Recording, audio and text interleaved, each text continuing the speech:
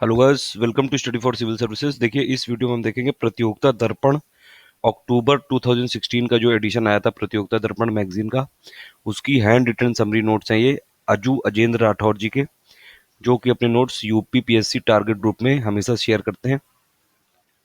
इनके नोट्स हैं हिंदी में और हमने इसमें इंग्लिश भी जोड़ दिया है।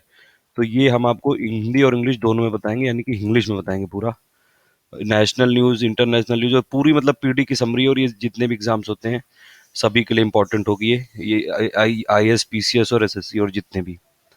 तो इसमें इंग्लिश में डिस्कस करेंगे। अक्टूबर की मैगजीन की समरी है ये, और इसमें अक्टूबर की जो मैगजीन है उसमें अगस्त की और जुलाई की इवेंट्स होंगी। तो चलिए, सबसे पहला पार्ट है ये नेशनल न्यूज़ है। इसमें सबसे पहला ये कि जो 15 अगस्त स्वतंत्रता दिवस था उसके अवसर पर पीएम मोदी ने जो स्पीच दी थी उसके कुछ मुख्य पॉइंट हैं इसमें दिए हुए हैं। जैसे 60 वीक में 4 करोड़ नए लोगों को रसोई गैस के कनेक्शन दिए गए। ये प्रधानमंत्री जो उज्ज्वला योजना जो चालू की गई थी उसके लिए, वो मैं कई बार आपको बता चुका हूँ। फिर 21 करोड़ लोगों को जन धन से जोड़कर ये जोड़ा गया, मतलब जो प्रधानमंत्री जन धन योजना थी जो 2014 में स्टार्ट की गई थी, उसमें 21 करोड़ लोग हो गए हैं अभी तक।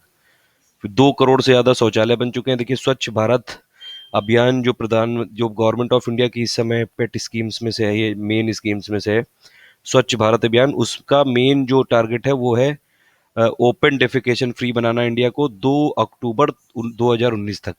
देखिए, स्वच्छ भारत स्कीम लॉन्च कब की गई थी? ये स्टार्ट हुई थी 2 अक्टूबर 2014 को, और ये 5 साल का टारगेट है स्वच्छ भारत स्कीम का, स्वच्छ भारत अभियान का, 2 अक्टूबर 2019 तक।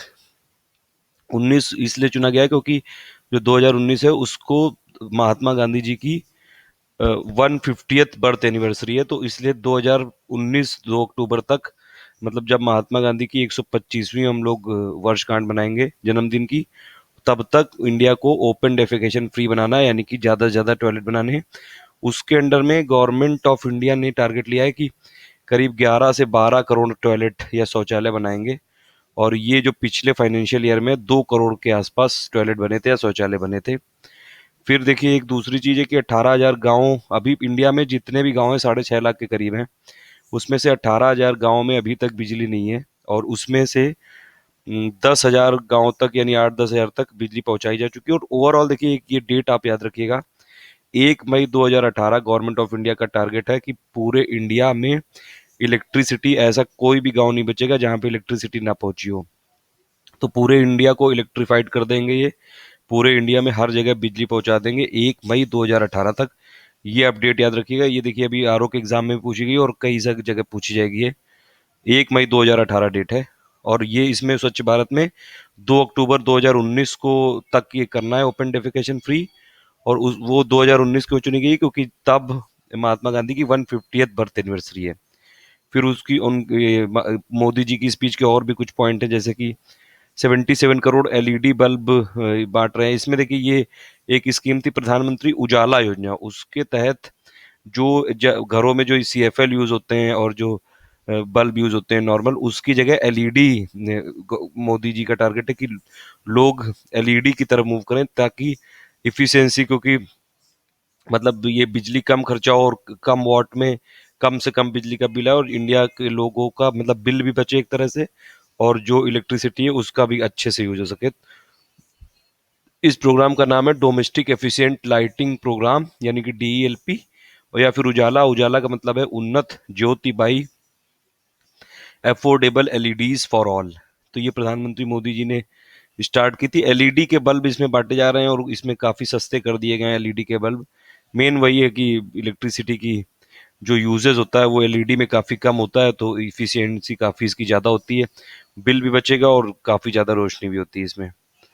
फिर दूसरी जो पॉइंट है कि सॉइल हेल्थ कार्ड ये किए थे। सॉइल हेल्थ कार्ड का मतलब ये है कि जो भी सॉइल में है, जैसे कि अभी तक फर्टिलाइजर पे सब्सिडी मिलती थी, तो जो फार्मर्स हैं वो काफ़ी ज़्यादा यूज़ कर लेते थे।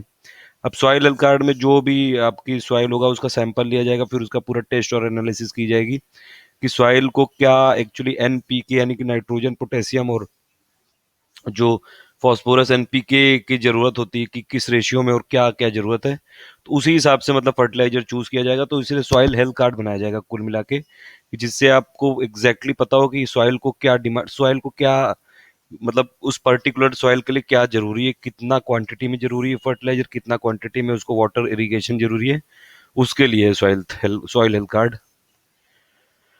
और ये जो रेलवे में कई सारे रिफॉर्म लिए गए हैं, ये सुरेश प्रभु जो रेलवे मंत्री हैं उनके अंडर में, उसमें अब ये है कि 15,000 रेल टिकट मिलना संभव हो गया। तो ये एक न्यूज़ थी प्रधानमंत्री की स्पीच के, कुछ मेन पॉइंट है इसमें, आपको कुछ चीज़ें याद रखनी चाहिए जो मैंने बता दी, जैसे कि 1 मई 2018, डेट याद रखिएगा। 18,000 गाँव थे, अभी 10,000 के आसपास हो गए हैं और कुछ बचे हैं 8,000। स्वच्छ भारत अभियान में ओपन डेफिकेशन फ्री बनाना है 2019 तक, और 2019 इसलिए क्योंकि महात्मा गांधी की 150th बर्थ एनिवर्सरी है। फिर दूसरी दूसरी नेशनल न्यूज है कि दीर्घकालिक वीजा पर भारत में रह रहे जितने भी अफगानिस्तान, पाकिस्तान व बांग्लादेश के अल्पसंख्यक यानी कि माइनॉरिटी हैं, उनके लिए देखिए इंडिया में कई सारे जो जो अगल बगल की कंट्री हैं, जैसे कि अफगानिस्तान और पाकिस्तान और बांग्लादेश में, जैसे इंडिया में हम लोग काफ़ी ज़्यादा टॉलरेंट होते हैं कि यहाँ पे इंडिया में हर धर्म की एक्सेप्टेबिलिटी है, कि मुस्लिम हो, चाहे चाहे वो सिख हो, चाहे बुद्धिस्ट हो, चाहे चाहे वो जैन हो, चाहे पारसी हो, चाहे क्रिश्चियन हो। मतलब इंडिया में ऐसा जनरली नहीं होता है कि आप किसी को ये कह दें कि ये तुम्हारा देश नहीं है। कुछ लोग भले ही कह सकते हैं, कुछ रेडिकल एलिमेंट, लेकिन ऐसा ओवरऑल ना सुप्रीम कोर्ट मानता है। सुप्रीम कोर्ट और कॉन्स्टिट्यूशन ऑफ इंडिया ये बोलता है कि इंडिया में जितने भी कम्युनिटी रहती हैं, रिलीजन रहते हैं, तो इंडिया एक्चुअली सबका मिला जुला कल्चर है। ये किसी ऐसा नहीं कि इंडिया कोई हिंदू देश है या फिर मुस्लिम देश है या सिख देश है, लेकिन जो अफगानिस्तान और पाकिस्तान और बांग्लादेश है, ये ज़्यादातर ये मुस्लिम डोमिनेटिंग कंट्री है। पाकिस्तान में तो मुस्लिम का पूरा पूरा रूल ही चलता है, वहाँ पे इस्लामिक तो ऑफिशियल रिलीजन ही है। तो जो बाकी माइनॉरिटी कम्युनिटी होती हैं, जैसे कि हिंदू, सिख, बुद्धिस्ट और जैन और पारसी, वहाँ पे काफ़ी ज़्यादा इन पे अत्याचार होते हैं, इनके खिलाफ काफ़ी सारे, कोई भी अगर कुछ वारदात भी हो जाए तो कोई चेकिंग वेकिंग भी नहीं होती, कोई इसमें कोई इतने स्ट्रांग कानून भी नहीं कि माइनॉरिटी को वहाँ पे सेव किया जाए। जैसे इंडिया में काफ़ी ज़्यादा अच्छे कानून है कि यहाँ पे माइनॉरिटी की जो कम्युनिटी है उनको थोड़ा एक स्पेशल राइट दिए गए हैं, उस हिसाब से है ये। तो वहाँ के जो जो भी माइनॉरिटीज़ होती हैं अफगानिस्तान, पाकिस्तान और बांग्लादेश की, वो परसिक्यूटेड होती हैं, तो इंडिया की तरफ आ जाती हैं। तो वही इंडिया ने उनके जो भी फैसिलिटीज़ दी जाती थी उनको अभी बढ़ा दिया है। अभी तक जो जो लॉन्ग टर्म वीज़ा मिलता था वो 2 साल का था, अब 5 साल का कर दिया है। माइनॉरिटी कम्युनिटी कौन कौन सी? Hindu, Sikh, Buddhist, Jain, Parsi, Christian. तो इनकी जो भी इनको और एडिशनल फैसिलिटी दी जाएंगी, बैंक अकाउंट खुलाने की अनुमति दे दी जाएगी। तो कुछ कुछ इसमें ये मतलब जो भी फैसिलिटी इंडिया गवर्नमेंट देती थी उसमें बढ़ोतरी की है। फिर तीसरी न्यूज़ है नेशनल, नीता अंबानी जो कि मुकेश अंबानी की वाइफ है, रिलायंस इंडस्ट्री के जो मालिक हैं, वो इंटरनेशनल ओलंपिक कमेटी की पहली भारतीय महिला सदस्य हो गई हैं। चौथी न्यूज़ है, गुजरात में नेतृत्व परिवर्तन हो गया, मतलब आनंदीबेन पटेल थी पहले चीफ मिनिस्टर, अब मुख्यमंत्री हो गए हैं विजय रूपानी और उप मुख्यमंत्री हो गए नितिन पटेल। पांचवी है कि कलिको पुल ने सुसाइड कर लिया था। कलिको पुल एक्चुअली, कलिको पुल और जो दूसरे कांग्रेस के रेबल थे वो, उन्होंने बीजेपी के सपोर्ट से गवर्नमेंट बना ली थी, लेकिन फिर सुप्रीम कोर्ट ने जो नाबाम तुकी की गवर्नमेंट थी उसको रीइंस्टेट कर दिया था, उसको रिस्टोर कर दिया था। तो उसी चक्कर में ये कलिको पुल ने सुसाइड कर लिया था। ये अरुणाचल प्रदेश के मुख्यमंत्री थे, पूर्व मुख्यमंत्री थे। अभी तो पेमा खांडू हैं।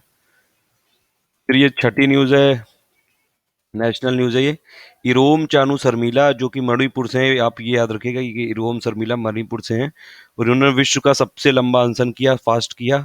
16 साल तक इन्होंने फास्ट किया लगातार, और इनका मेन डिमांड क्या था? AFSPA यानी कि armed force special power act को हटाना मणिपुर से। और इन्होंने देखिए स्टार्ट कब किया था? 2 नवंबर 2000 को स्टार्ट किया था अपना अनशन। On 2 November 2000, she began a hunger strike, and she ended that hunger strike on 9th of August 2016. Means total 16 years की फास्टिंग की इन्होंने, और फूड और वाटर को रिफ्यूज कर दिया था, और 500 वीक तक लगातार। इनको बोला, इसीलिए इसको बोला जाता है, जो ये हंगर स्ट्राइक है, इसको वर्ल्ड्स लॉन्गेस्ट हंगर स्ट्राइक बोला जाता है। और इसीलिए जो इरोम चानू शर्मिला है इनको आयरन लेडी भी बोला जाता है और मेन गोइबी भी बोला जाता है, जिसका मतलब होता है द फेयर वन।